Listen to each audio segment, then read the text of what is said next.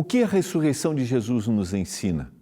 No estudo de hoje, nós vamos ver como o sepultamento e a vitória sobre a morte revelam que o amor de Cristo vai além do que entendemos e que o relato do túmulo vazio não é só o final de uma história, mas é a confirmação de que Deus cumpre as suas promessas e dá um novo começo para aquele que crê nele. No ar, programa Escola Bíblica.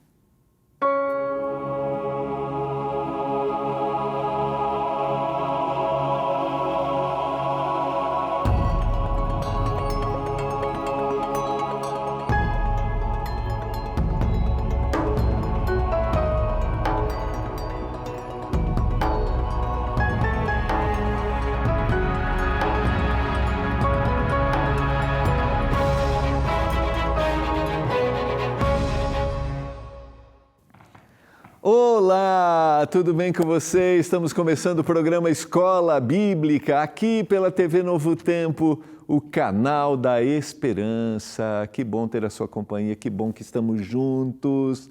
Como é que estão as coisas aí na sua casa? Estamos concluindo mais uma temporada. Que coisa boa, que temporada agradável. Falarmos sobre os ensinos de Jesus. Terminamos o ano e começamos o ano meditando sobre Ele, Jesus Cristo, que é a revelação de Deus, do amor de Deus por cada um de nós.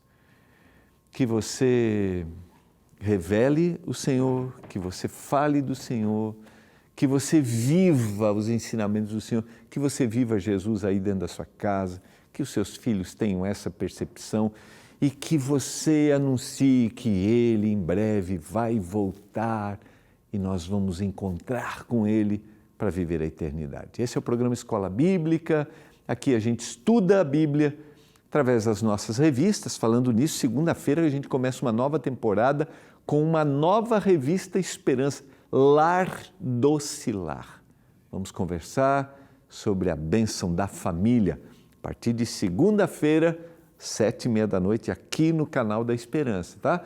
E a gente estuda também os nossos estudos que são produzidos pela Escola Bíblica Digital, onde você estuda pelo WhatsApp com a instrutora bíblica virtual, a nossa Esperança. 12982000062. 12982000062. Já salvou no seu celular esse número? Já? Ainda não? Então salva. Salva esse número aí, agora. Coloca aí, tá? Salva esse número e aí você escreve estudo para a Esperança, escreve estudo. Aí ela vai te perguntar se você quer estudar, você diz que quer, aí ela vai te mandar, né? Você vai colocar, é tudo opção, A, B ou C. E aí ela vai te mandar os estudos. O nosso primeiro estudo, Ensinos de Jesus, é o que a gente está estudando. A gente estudou nessa temporada e hoje a gente vai concluir, tá bom? Hoje nós vamos falar sobre a ressurreição de Jesus Cristo, o cumprimento da promessa e a bendita esperança que a gente tem quando a gente crê que Jesus morreu, viveu, morreu e ressuscitou e um dia virá. Vamos orar? Senhor, obrigado porque estamos juntos para estudarmos a Tua Palavra, nos dê compreensão, nos dê entendimento, que a gente seja impressionado pelo texto, que a gente se renda ao texto, que a gente medite, que a gente pare, que essa história relatada, essa descrição, ela enche o nosso coração, nossa vida, para olhar para o futuro com alegria mesmo que a gente talvez esteja vivendo, alguns estejam vivendo momentos tão difíceis, perdas, sofrimento, que um dia vão acabar quando Jesus voltar. Nos ajude a ter esse olhar. Eu suplico em nome do Salvador. Amém. Vamos lá, quero convidar você. Hoje a gente está indo, né? A gente está navegando aqui pelos evangelhos nesses 2 meses. Eu quero te convidar hoje a gente analisar o sepultamento dentro da perspectiva do evangelista João. Você poderia ler essa história também em Mateus, em Marcos e em Lucas, que eles também apresentam esses relatos. E a última parte que nós vamos, né, quando Jesus aparece para Maria Madalena, esse é somente um relato no Evangelho de Marcos, tá? Então vamos ao texto, ou melhor, no Evangelho de João, tá? Não, mas ele tem também no Evangelho de Marcos, João e Marcos, quando Jesus aparece para Maria Madalena. Marcos 16, 9 a 11. Então, João e Marcos. Vamos então ao nossa último encontro desta temporada. Vamos falar sobre a ressurreição. Quero que você, junto comigo, vá para o texto e a gente medite no texto. Depois disso, ou seja, depois da crucifixão, José de Arimateia, que era discípulo de Jesus, ainda que em segredo, porque tinha medo dos judeus, pediu a Pilatos permissão para tirar o corpo de Jesus. E Pilatos deu permissão. Então José de Arimateia foi e retirou o corpo de Jesus. Aqui é interessante, José de Arimateia, a gente vai ver em seguida também Nicodemos, eles fazem parte do Sinédrio, desta elite religiosa, desse grupo que se reunia, né? Um congresso religioso, e eles são seguidores de Jesus, se tornam seguidores. A gente tem no capítulo 3, né, Nicodemos se aproximando de Jesus, e a gente vê que eles não declaram, mas eles acabam sendo influência positiva. Provavelmente o relato de São João capítulo 12 mostra isso, que eles intercedem por Jesus para a execução do seu ministério, mas eles não declaram explicitamente que são seguidores do Senhor. Mas agora eles declaram isso. Era comum os discípulos fazerem funeral quando um mestre deles falecia. Então, José de Arimateia, ele está fazendo esta declaração. José de Arimateia, Nicodemos, aqueles que faziam parte do Sinédrio, eram pessoas bem-sucedidas também com seus recursos. E eles vão contribuir para a igreja cristã, agora que vai nascer, né, através dos seus recursos. Então, voltando, e Nicodemos, aquele que anteriormente tinha ido falar com Jesus, eu citei o capítulo 3, à noite, também foi, levando cerca de 35 quilos de um composto de mirra e aloés para que o corpo fosse embalsamado. Tomaram o corpo de Jesus, envolveram em lençóis com os óleos aromáticos, como é costume entre os judeus, na preparação para o seu sepultamento. Você percebe, nós temos uma descrição de sofrimento, uma descrição de dor que nós analisamos ontem, do que foi os últimos momentos de vida do Senhor Jesus, e agora nós temos o seu sepultamento, e mesmo diante da sua morte, nós vamos perceber isso, né, quando você lê a história, que alguns vão diante de todo aquele momento de dor, sofrimento e morte, acabam se retirando e se decepcionando. Mas a gente tem aqueles que se entregam, aqueles que reconhecem. Por exemplo, quando a gente lê o capítulo 3 do Evangelho de João, que o Senhor predisse para Nicodemos o que iria acontecer, assim como a serpente foi levantada no deserto, importa que o Filho do Homem seja levantado. Então o Senhor estava dizendo, porque Deus amou o mundo de tal maneira, no verso 16 ele vai dizer, que deu seu Filho unigênito para que todo aquele que nele crê, Nicodemos, não se perca, mas tenha vida eterna. E quando isso acontece, Nicodemos definitivamente diz, é hora de declarar que eu sou um discípulo do Senhor. Então mesmo em face da morte, o Senhor está despertando corações, está cumprindo a profecia para que estes fossem agora seus discípulos, seus seguidores. Verso 41 e 42, no lugar onde Jesus foi crucificado, havia um jardim. Nesse jardim havia um túmulo novo, no qual ninguém ainda tinha sido colocado. Ali, por causa da preparação dos judeus e porque o túmulo ficava perto, colocaram o corpo de Jesus. No primeiro dia da semana, de madrugada, continua agora, capítulo 20, verso 1. Quando ainda estava escuro, Maria Madalena foi ao túmulo e viu que a pedra da entrada tinha sido removida no domingo, na parte do dia do domingo, né, de madrugada. E agora o túmulo, a pedra tinha sido removida. Então correu e foi até onde estavam Simão, Pedro e outro discípulo, a quem Jesus amava, João, e disse-lhes: tiraram o Senhor do túmulo e não sabemos onde colocaram. Com isso, Pedro e o outro discípulo saíram e foram até o túmulo. Sabe que tudo que está na Bíblia ela é intencional, né? E isso aqui, essa descrição, é necessária para tornar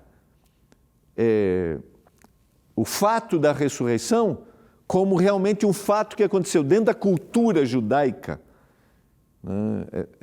A mulher não seria considerada, a palavra da mulher não seria considerada como verdadeira, que olha que coisa, né, absurda que a gente tem. E eles precisavam que os homens fizessem a declaração e que pelo menos 2 pessoas fossem testemunha, 2 homens fossem testemunha. Por isso que Maria corre e eles vão e conferem aquilo que havia acontecido, para mostrar que era algo real e não havia dúvidas, não houvesse futuramente dúvidas sobre a ressurreição. Saíram e foram, ambos corriam juntos, mas o outro discípulo correu mais depressa do que Pedro e chegou primeiro no túmulo. E abaixando-se viu os lençóis de linho, mas não entrou. Então, alguma coisa tinha acontecido, porque se eles levaram, por que deixariam os lençóis de linho ali? Simão Pedro, seguindo, chegou, entrou no túmulo e ele também viu os lençóis e o lenço que tinha estado sobre a cabeça de Jesus e que não estava com os lençóis, mas enrolado num lugar à parte.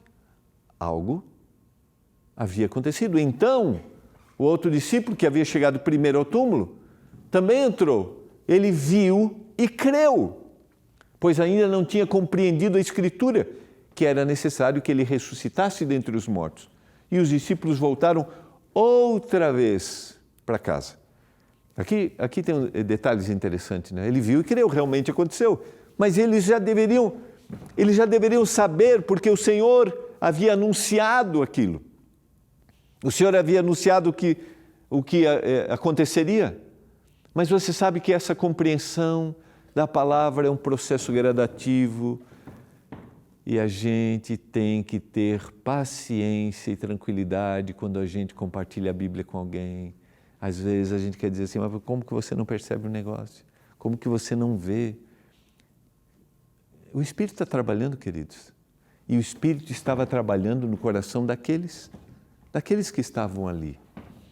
Verso 11, Maria, no entanto, permanecia junto à entrada do túmulo, chorando. Enquanto chorava, abaixou-se e olhou para dentro do túmulo. Ela viu 2 anjos vestidos de branco, sentados onde o corpo de Jesus tinha sido colocado. Um à cabeceira e o outro aos pés. Então eles perguntaram, mulher, por que você está chorando? Ela respondeu, porque levaram o meu Senhor e eu não sei onde o puseram. Depois de dizer isso, ela se virou para trás e viu Jesus em pé, mas não reconheceu que era Jesus. Perceba, envolta numa ideia de que haviam levado o Senhor, não percebeu que era o Senhor. Às vezes nós estamos tão rodeados por nossas ideias definidas que isso cria uma barreira para uma compreensão mais clara. Sabe, muitas vezes nos fecha os olhos. Nós ficamos como que cegos daquilo que o Senhor quer nos mostrar. Por isso não se feche inteiramente, tenha flexibilidade do pensamento, a flexibilidade cognitiva, sabe? Não se feche, se abra. Não deixa que traumas, que dores te tirem a esperança e o olhar para o amanhã, para uma solução. Talvez com aprender a lidar com a dor, mas com a certeza da transformação futura. Porque existem dores que a gente vai ter que lidar até o fim. Jesus lhe perguntou, mulher, por que você está chorando?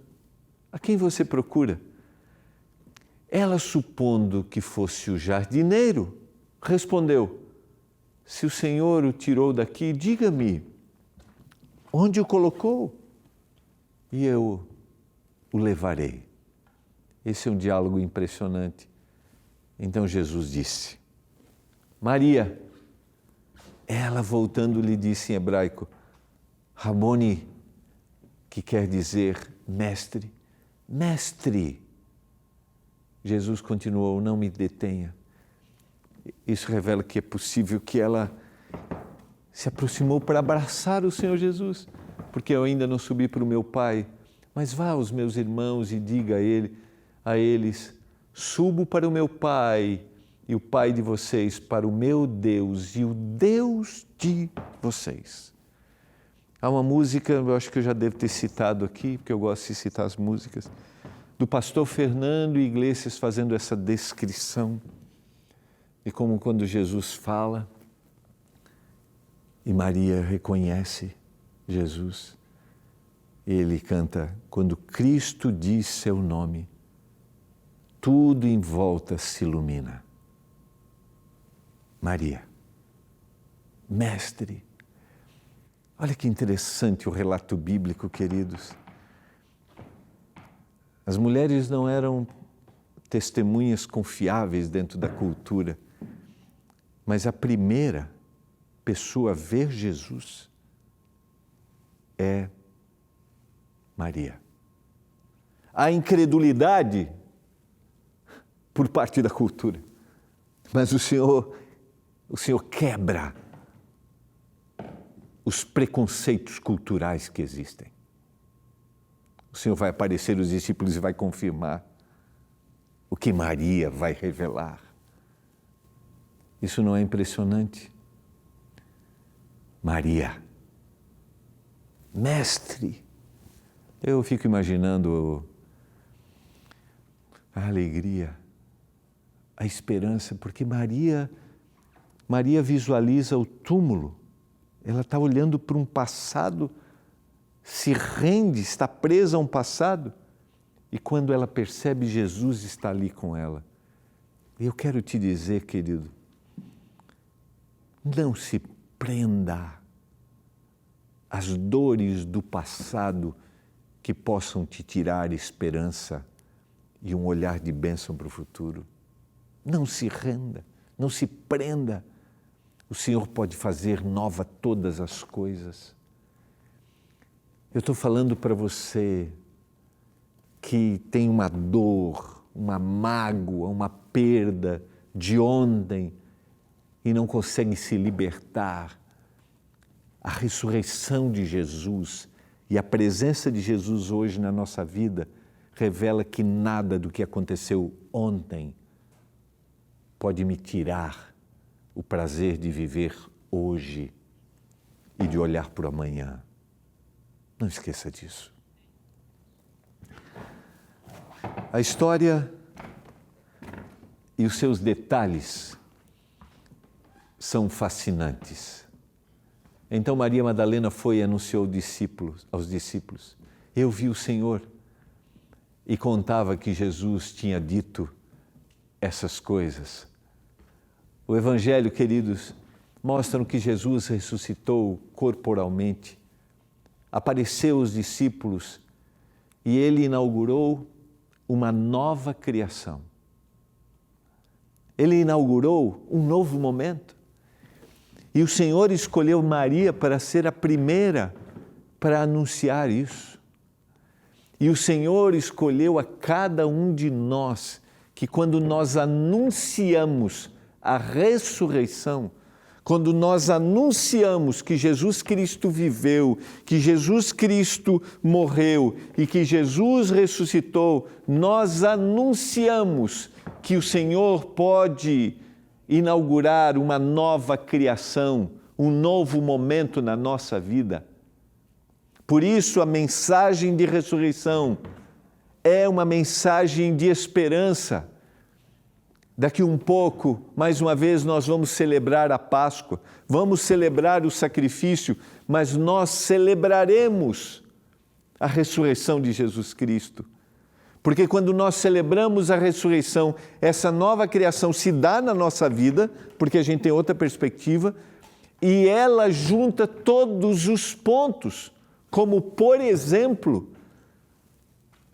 quando a gente fala de morte, quando a gente fala de perda de alguém, e eu estou falando para você que talvez esteja passando por isso, agora, há poucos dias ou há poucos meses, no início deste novo ano, você teve uma perda dura, difícil, e isso te machuca. Quando nós anunciamos a ressurreição de Jesus, nós anunciamos o que Paulo diz na carta aos Tessalonicenses: ao ressoar da trombeta, a trombeta soará, e os mortos em Cristo ressuscitarão primeiro, assim como foi com Jesus. E aí, vida passa a ter sentido, vida passa a ter significado, vida passa a ter razão para existir, entende? Senão, nós giramos em torno de nós mesmos, vamos ficar aqui, ou vamos absorver outras ideias culturais sobre existência que tiram os laços de amor criados.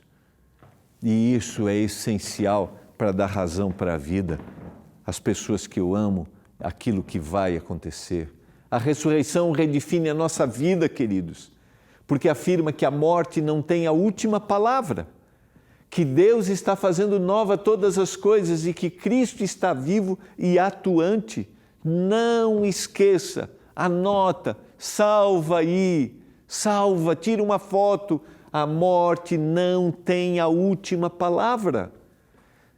Se a morte fosse a última palavra, se fosse o último momento consciente com alguém, para que viver? Para quê? Como que minha vida teria sentido, eu teria esperança? Foram 40 dias. 40 dias que o Senhor passa com os seus discípulos. E agora Ele deixa uma missão. São 40 dias de proximidade, de entrega. Eles começam a entender algumas coisas que não entendiam. Eles começam a perceber que há uma esperança do verdadeiro reino sendo estabelecido, porque aquele rei poderoso que os libertaria da opressão romana não foi daquele jeito. E agora eles deveriam anunciar a ressurreição, deviam anunciar que o Senhor voltaria. Depois de ter padecido, Jesus se apresentou vivo aos seus apóstolos, com muitas provas incontestáveis aparecendo-lhes durante 40 dias e falando das coisas relacionadas com o reino de Deus. Agora há uma outra perspectiva para os valores do reino que o Senhor havia anunciado durante aqueles 3 anos e meio. E comendo com eles, deu-lhes esta ordem: não se afastem de Jerusalém, mas esperem a promessa do Pai, a qual vocês ouviram de mim. O Senhor vai dar para eles uma missão. Porque João, na verdade, batizou com água, mas vocês serão batizados com o Espírito Santo dentro de poucos dias. A festa do Pentecostes, o derramamento do Espírito Santo, a ação para que o Evangelho fosse compartilhado em todos os lugares, para todas as pessoas. Então, os que estavam reunidos com Jesus lhe perguntaram: será esse o tempo em que o Senhor irá restaurar o reino de Israel? Será agora, Senhor? Será neste momento? E lembra, o Senhor havia anunciado o que aconteceria, a destruição. Lembra? Mas ainda falta percepção. Jesus respondeu: não cabe a vocês conhecer tempos ou épocas que o Pai fixou pela sua própria autoridade. Não é sobre tempos e épocas. Não. Sabe sobre o que é? É sobre receber o poder e descer sobre vocês o Espírito Santo, para vocês serem minhas testemunhas, tanto em Jerusalém, como em toda a Judéia, Samaria e até os confins da terra. Queridos, não é sobre saber tempos e épocas, é estar atento, vigilante, mas é viver para ser testemunha, como os discípulos foram, Jerusalém, Judéia, Samaria e até os confins da terra. Esta é a missão. Depois de ter dito isso, Jesus foi levado às alturas, à vista deles, e uma nuvem encobriu dos seus olhos. E estando ele com os olhos fixos, eles com os olhos fixos no céu, Jesus subia, enquanto Jesus subia, 2 homens vestidos de branco se puseram ao lado deles e disseram: homens da Galileia, por que vocês estão olhando para a altura? Esse Jesus que foi levado do meio de vocês para o céu virá da mesma forma como vocês o viram subir. Essa é a bendita esperança. Essa é a razão. Essa é a essência da esperança cristã. Jesus voltará para estar com os seus. A cruz revela o amor, a ressurreição revela a vitória, e essa vitória é o motivo da nossa esperança, da nossa missão e do nosso futuro. Ele virá e não tardará. Queridos, os discípulos saem dali, recebem o poder do Espírito, falam para as nações que estavam reunidas em Jerusalém e a mensagem se propaga e eles saem pregando, viviam para ver Jesus. Tinham as coisas, seguiram a vida, mas viviam para ver Jesus. Esse era o maior desejo, que o Senhor retornasse. Todos, com exceção de João, vão morrer, dos discípulos martirizados. Todos foram perseguidos, mas não importava. O que importava era ver Jesus. E a pergunta de hoje para mim e para você é: o que importa? O que importa? O que traz sentido para a nossa vida? O que traz significado? É ver Jesus. Está tudo bem, você tem seus planos, tem os seus objetivos, está tudo certo. Mas acima disso eu quero ver Jesus. Eu quero orar por você. Eu quero orar por sua família, que ao longo desse ano você tenha esse desejo no coração. Eu tenho nossos planos, nós temos nossos planos como família, mas nós vamos aqui nos consagrarmos e nos entregarmos ao nosso Salvador para encontrá-lo. Pai do céu, obrigado pela mensagem da Tua Palavra, obrigado porque Jesus viveu, morreu, ressuscitou e anunciou que Ele vai voltar, que a gente esteja preparado nesse retorno. Eu clamo por isso, em nome de Jesus. Amém. Foi uma alegria. Quero te convidar no próximo sábado. A Igreja Adventista mais perto da sua casa vai estar aberta e você é nosso convidado. Entra no site encontreumaigreja.com.br e a gente se vê numa nova temporada aqui no programa Escola Bíblica na próxima segunda-feira. Lar Doce Lar. Tchau.